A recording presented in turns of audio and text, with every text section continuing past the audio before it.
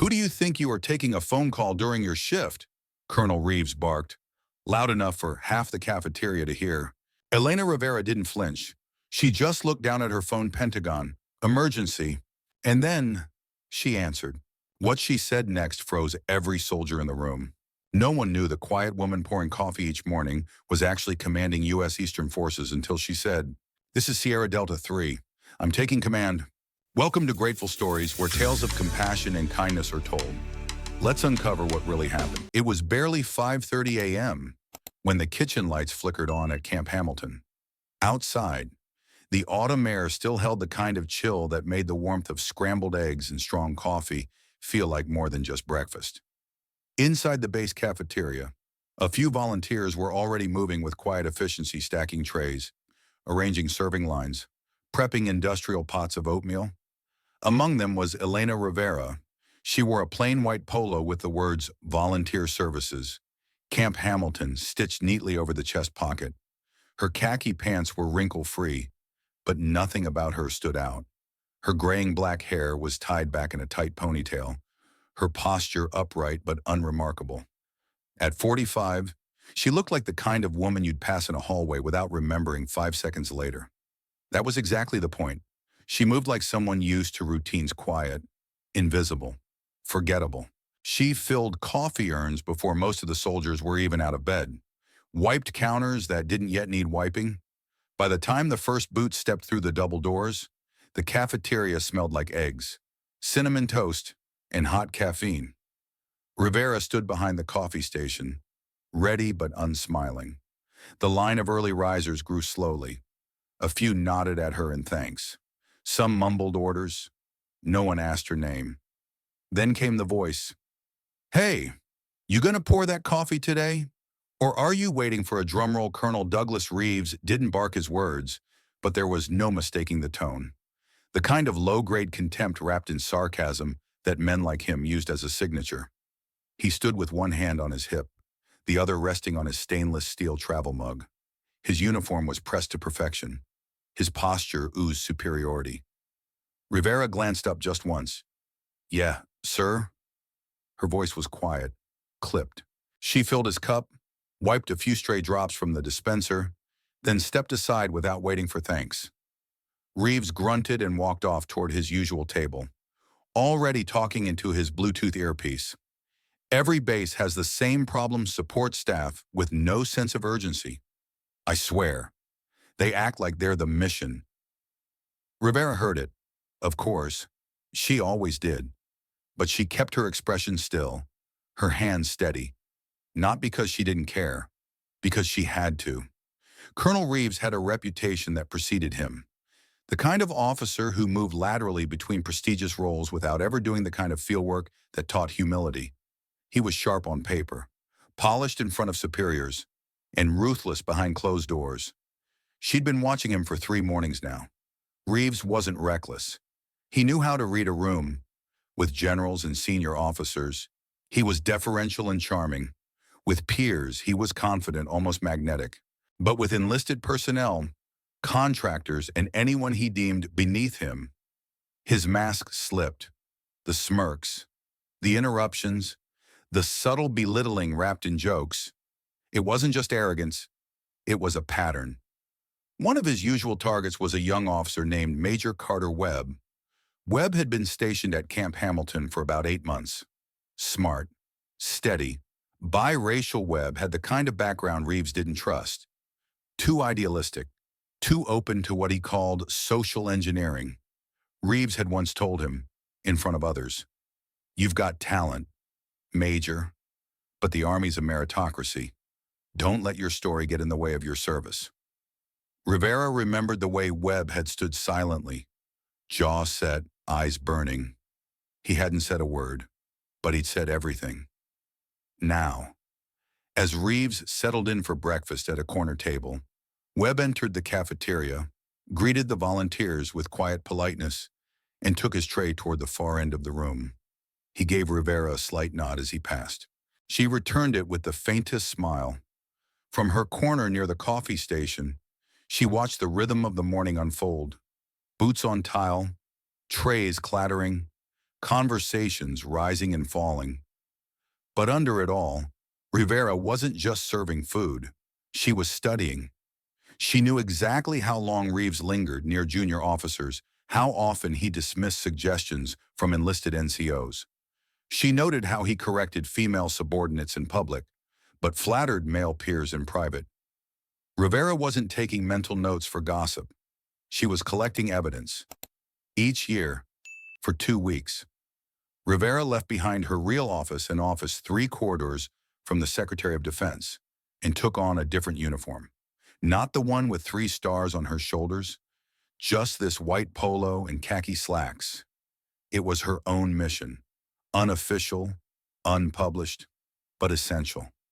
No one at Camp Hamilton knew who she really was. To them, she was ma'am in the way cafeteria workers get called ma'am. Polite but indifferent. She liked it that way.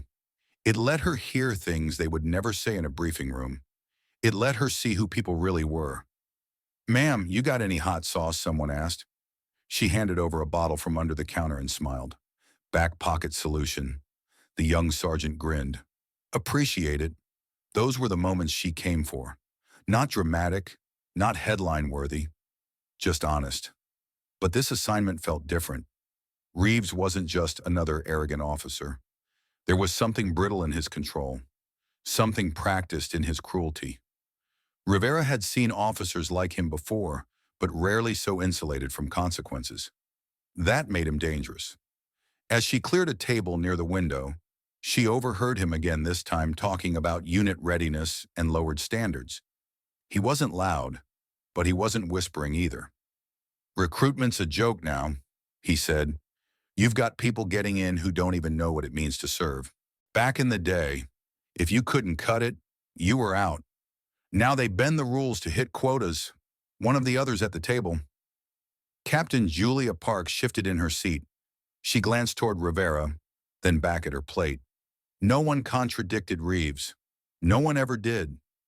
Rivera moved on, but her eyes lingered on Park for a second longer. These quiet moments, these small silences, they were where truth lived. Not in grand speeches or after-action reports. She passed by Webb again as he stood near the fruit counter. He looked like he wanted to say something but thought better of it. Rivera didn't blame him. When the power dynamic is that sharp, silence often feels safer. Still, she made a mental note Webb was watching too. Back behind the coffee station, she paused and took a breath. 6 days left, and she could already feel the storm brewing.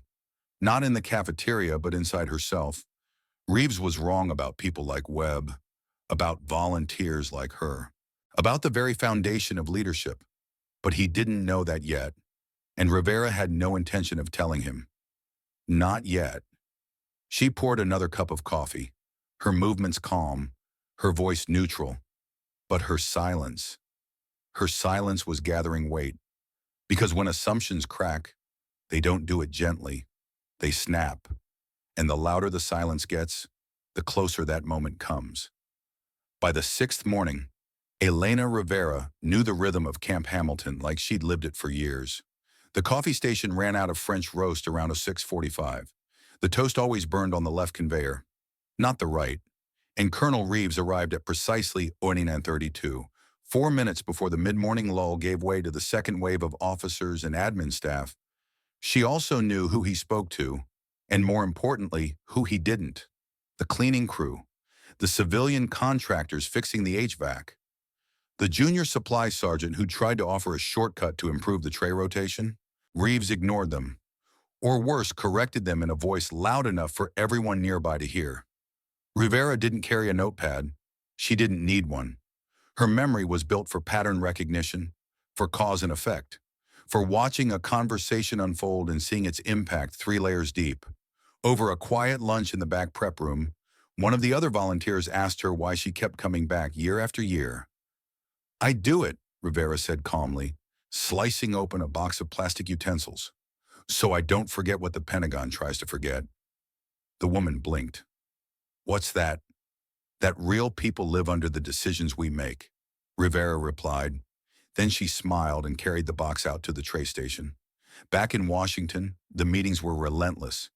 So were the euphemisms, collateral, restructure, threshold escalation, words that softened consequences. But here you saw what happened when a policy missed the mark. You heard it in the strained voices of soldiers trying to stretch their paychecks, in the quiet of engineers working overtime with broken equipment, in the look someone gave when a sir talked over them for the third time in a week. And sometimes you saw it in the silence when nobody dared push back. That morning, the cafeteria had settled into its usual hum. Plates clinked, boots scraped tile. Rivera wiped down a table near the officers' section, unnoticed as always. Then Colonel Reeves walked in, flanked by 3 officers. Major Carter Webb was among them, trailing half a step behind. The others, Captain Julia Park and Lieutenant Colonel Greg Mathis, moved with practiced ease, trays in hand, conversation muted but respectful. Reeves took the lead, claiming the far table near the west-facing window. Rivera instinctively shifted to a nearby counter to tidy condiments. She wasn't eavesdropping, but she wasn't not listening either. Reeves leaned forward. I'm telling you, these diversity initiatives, they're dressing up weakness as progress. Captain Park glanced up from her yogurt. Sir, they want check boxes, not soldiers, Reeves said, his tone firm. You think someone from an inner-city school with 0 combat exposure should be running logistics for a battalion? Major Webb shifted. Sir, the data from NATO partners shows that diversified leadership actually improves long-term effectiveness? Reeves scoffed. That's politics talking. You want combat readiness? You look at grit, not quotas. Rivera stacked cups at the coffee cart, her hands moving automatically. Her ears, though her ears caught every word. Take General Monroe, Captain Park offered cautiously. She earned her 4th star in Kandahar. No one's accusing her of being a diversity hire. She's an exception, Reeves replied immediately. And frankly, even she got fast-tracked. You think she had to claw for every promotion like the rest of us? Webb's jaw tightened. Rivera didn't flinch. Not outwardly. But the name Monroe wasn't just familiar, it was foundational. General Patricia Monroe had been Rivera's first direct mentor, the one who taught her that rank is borrowed, respect is earned, and leadership begins where comfort ends. She remembered their conversation years ago, sitting in a makeshift command tent on the edge of a flood zone, rain tapping the canvas, radios hissing in the background. Monroe had leaned across a table of waterlogged maps and said, "You can't lead a person unless you've tasted what they eat, slept where they sleep, and sat with the fears they won't say aloud." Those words stayed with Rivera through every promotion, every classified sitrep, every decision that sent someone else's son into harm's way. They were why she was here now. At that moment, back in the cafeteria, Reeves dropped his napkin and waved toward Rivera's section without looking. "Ma'am, can we get someone to clean this table? Looks like someone spilled jelly again." Rivera stepped over, wordless, and wiped down the small smear near the salt shaker. As she did, she caught a flicker of eye contact from Webb. He knew, not the whole story, not even half, but something in his face said he recognized that what was happening at this table wasn't harmless opinion sharing. It was rot. Reeves went on. This whole fantasy about hidden talents and undiscovered leaders is Hollywood stuff. People end up where they belong. That woman he gestured toward Rivera has been pouring coffee here all week. That's her level. The silence that followed wasn't comfortable. It was compliance. Webb inhaled like he might say something, then let it out slowly instead. "I'm just saying," he murmured, "we should be careful not to underestimate people. Sometimes the quiet ones are watching more than we think." Reeves chuckled. "Major, you've still got a lot to learn. People show you who they are from day one. The only mistake is thinking they're more than they seem." Rivera returned to her station. She didn't look back, but her hands trembled just slightly as she reached for the next stack of lids. That was new. She prided herself on composure, on listening without reacting, absorbing without absorbing. But something about that moment lodged deeper than usual. It wasn't just the insult. It was the assumption, the ease with which Reeves wrote her off as irrelevant, disposable, a piece of scenery that served no function beyond convenience. And it wasn't the first time he'd done it. Later that afternoon, in a quiet maintenance hallway behind the mess, Rivera found herself alone for the first time since morning prep. She leaned against a cinder block wall, pulled her phone from her pocket, and stared at the home screen for a long minute. No calls, no alerts, just the silence of things waiting to change. In her mind, she reviewed the encounter again. Not the words, but the faces, Webb's discomfort, Park's caution, Reeves' certainty. She had 6 more days on site, but something told her something in the shift of the air, the quickening of the pace that the quiet was about to break. And when it did, it wouldn't be subtle. At 09:40 a.m., the cafeteria at Camp Hamilton was in its quietest stretch. Breakfast was over, the lunch shift still an hour out. Only a few officers lingered at their tables, sipping coffee, scrolling their tablets, or murmuring about schedules. Elena Rivera was wiping down a tray return station near the far wall. The rag in her hand moved in slow, practiced circles. Her eyes flicked across the floor, watching crumbs settle under tables and dust collect along the tile seams. But her thoughts weren't on cleaning. They were on a conversation she couldn't forget, the one where she had become that woman reduced to her role, erased by assumption. Then her phone buzzed. The sound was quiet, a soft vibration muffled by the cotton of her pocket. But the screen told a different story.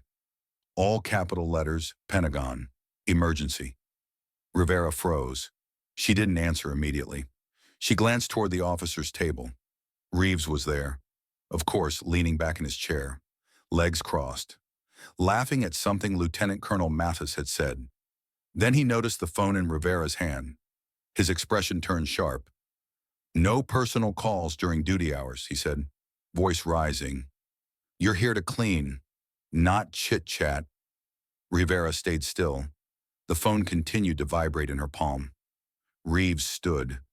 "You think you're an exception? That you get to interrupt official work with whatever family drama's blowing up your phone?" She didn't speak. Not yet. The phone stopped buzzing, then started again immediately. Second call, same number, same priority flag. Her jaw tightened. Every protocol she'd put in place, every layer of discretion designed to avoid exactly this, was being bypassed. Something serious was unfolding, and her window to stay hidden was closing. Major Webb had turned in his chair. He wasn't saying anything, but his eyes were on her now, narrowed, alert. Captain Park sat rigid, her fork frozen midair. Something in her expression flickered, not recognition, but caution, instinct. Rivera spoke softly. "I'm sorry, sir, but I need to take this." Reeves took a step forward, voice sharp and clipped. "No, you really don't. Whatever crisis you're having, it can wait until your shift is over." Rivera stared at him, then at the phone, then back again, and she answered. A quiet click. "Then this is Sierra Delta 3. The room didn't go silent all at once. It drained slowly like sound being pulled through a pinhole. Chairs stilled, silverware paused, conversations thinned to breath. A male voice crackled from the speaker. Urgent, low-pitched. "Command confirms you're live. We have multiple incoming reports from the Turkish border. Syria theater.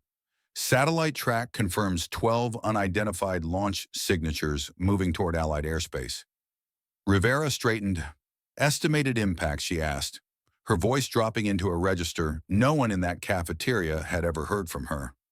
"Under 90 minutes. USS Thresher is requesting immediate guidance. Patriot systems in Jordan are on standby, awaiting DEFCON clearance. CENTCOM recommends strategic escalation." Rivera's tone remained even.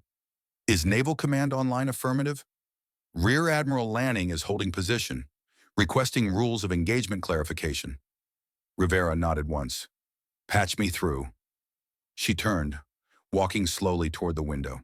Her voice didn't rise, but it carried anchored with the kind of authority that rewrites a room's gravity. Raise alert status to DEFCON 3. Do not initiate ground troop movement.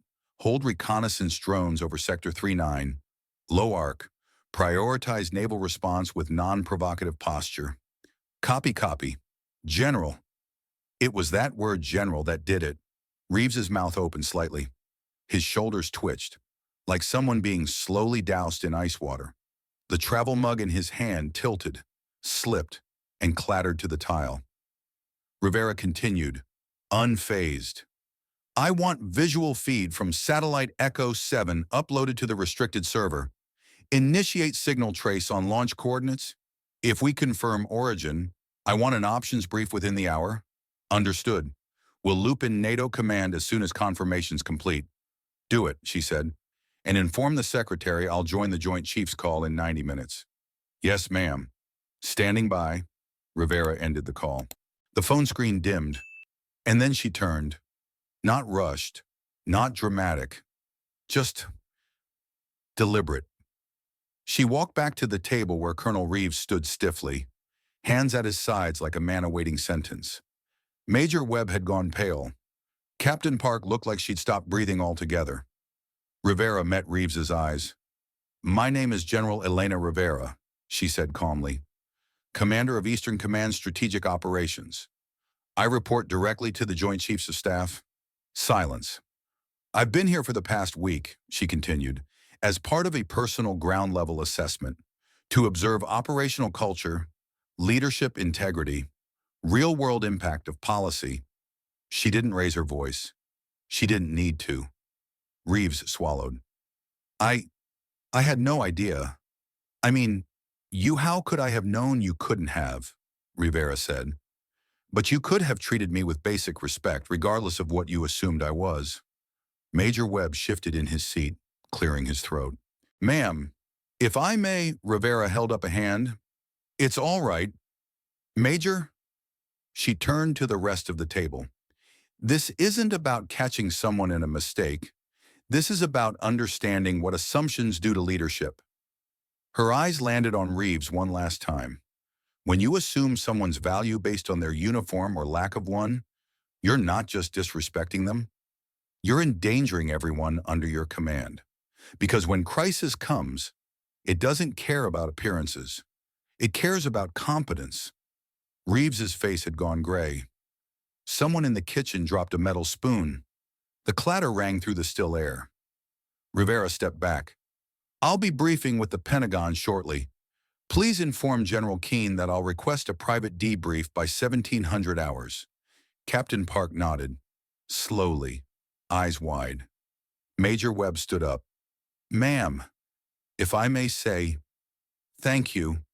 Rivera looked at him, then gave a single nod. Then she walked out quietly, efficiently leaving behind the scent of burnt coffee and a cafeteria that had just been reminded of what power really looked like. Because power didn't shout, it listened first. Then it answered the call. By 1:00 p.m., the entire base knew. Stories traveled fast on military installations, faster than emails, faster than memos, faster than truth, even. But this time, the facts didn't need embellishment. A woman in a volunteer shirt had taken a call and left a colonel speechless.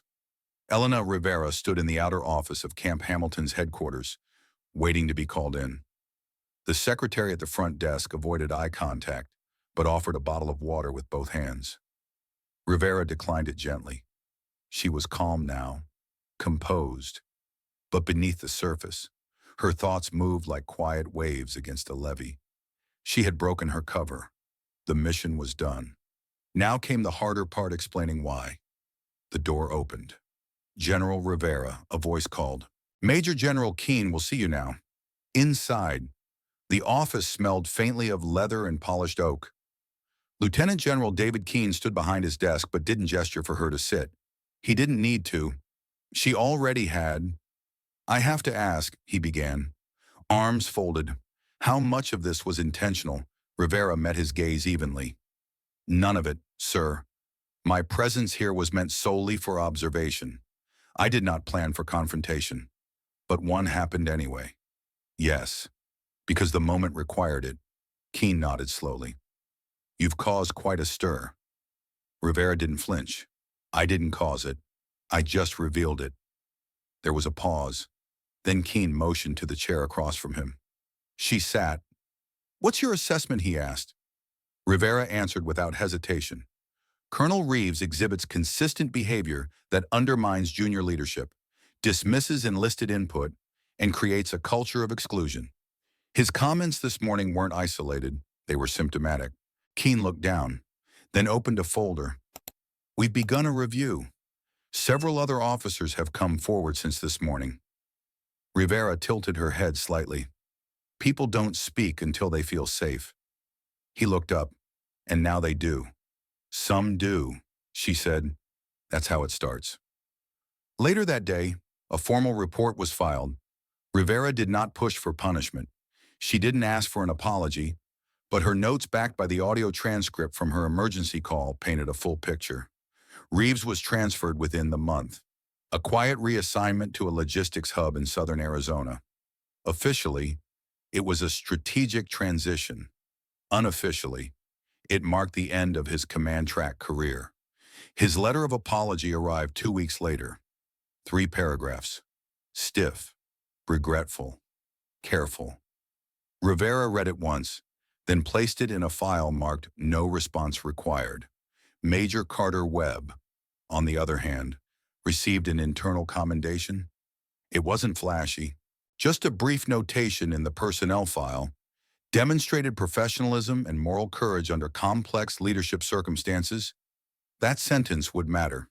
Not now, but when the promotion board met next spring, someone would read it. And remember, 3 months later, Rivera's case was folded into a new leadership module taught at West Point, the Naval Academy, in Air War College. The course was called Authority and Assumption. She never spoke at those lectures. She didn't need to. The scenario was anonymized, the name scrubbed, but anyone with clearance knew where it came from. At one symposium in D.C., General Patricia Monroe was invited to discuss command ethics. Toward the end of the panel, an audience member asked her what had disturbed her most in her 35 years of service. Monroe didn't pause. It's not when people fail to recognize rank, she said. It's when they fail to recognize dignity. The room went still. She leaned into the microphone. Because the point isn't that someone insulted a general. The point is that someone insulted a human being, based on nothing but what they assumed. Across the military, quiet changes began to ripple outward.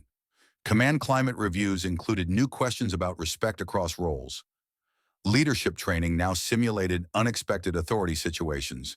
And in more than one cafeteria, lieutenants and corporals started looking a little longer at the people behind the food line, not with suspicion, but with curiosity. At the Pentagon, Rivera returned to her office, resumed her responsibilities, and kept her habits the same. Except one. Once a month now, she invited a random selection of enlisted personnel to join her for lunch. No ranks, no agenda. Just stories. The first time it happened, a corporal from Tennessee asked why someone with 3 stars would want to eat with someone like him. Rivera had smiled. I'm not eating with someone like you, she said. I'm eating with you. Full stop. That was how change stuck. Not with policies, but with presence. One afternoon, after a strategic briefing on Iranian airspace and updated naval protocols, Rivera stepped into the hallway and was stopped by a young Latino private. He looked no older than 19. Ma'am, he said, a little breathless. I just wanted to say thank you. My mom saw the story. She said if a 3-star general can clear tables, then I got no excuse for thinking any job is beneath me. Rivera softened. She sounds like a smart woman. He grinned. She is. He paused, then added quietly. She also said, if someone as powerful as you can be underestimated, then maybe it's okay when people overlook me sometimes. Doesn't mean I don't have something to offer. Rivera looked at him a moment longer. You absolutely do, she said. And when you lead one day, remember this. It's not your badge, or your title, or your ribbons that show who you are. It's how you treat people when no one's watching. The private stood straighter. Yes, ma'am. As he walked away, Rivera glanced down the hallway. Light from the windows spilled across the floor in long stripes. Outside, the flag at the courtyard snapped in the wind. She could hear footsteps, the distant clang of a service cart, a radio echoing down the corridor. Normal thing, but they meant something now. Everything did. That evening, after hours, Rivera passed through the base cafeteria once more. It was nearly empty. A few chairs tucked in, a couple of volunteers wiping down counters. She didn't stop, but just before reaching the exit, she paused. She looked at the stainless steel coffee dispenser, the plastic trays stacked against the wall, the quiet. She remembered the faces, the glances, the voices rising and falling. The moment the room broke open, not from chaos, but from clarity. Then she stepped outside. The air was cool, the night soft. Her steps were steady, because now, even more than before, she knew what mattered most. And she knew that leadership, real leadership, wasn't forged in conference rooms or award ceremonies. It was built in how you treat the person in front of you, especially when you think no one else is watching. So the next time you step into a cafeteria or a hospital waiting room or a bus stop or a hallway lined with mop buckets, ask yourself, who's standing behind that counter? A janitor, a single mom, a graduate student, a former commander who once saved a carrier fleet? You won't know, not unless you look beyond the uniform and not unless you listen.